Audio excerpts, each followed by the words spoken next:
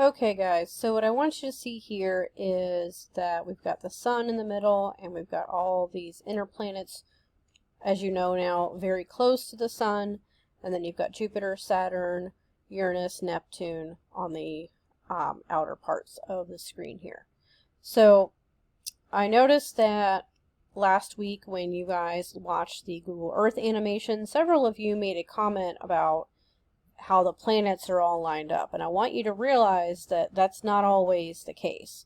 So I'm going to click animate, and you can see them moving very, very slowly. Right now it says 1 second is 1 week. I'm going to change that to like 6 months so that, oh, that's kind of fast. So they're moving a little bit more quickly. Let's try 4 months.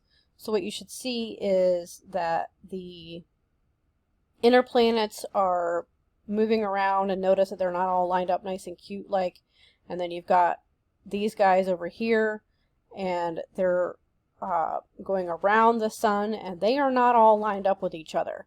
I can if I uncheck animate here, notice they stop.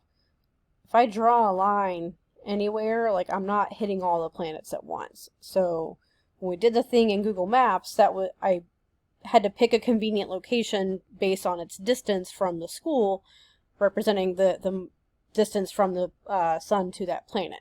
But be aware that when you looked at that last slide where you've got the orbits in the rings going around the sun, is that the planet can be anywhere on that path at any given time.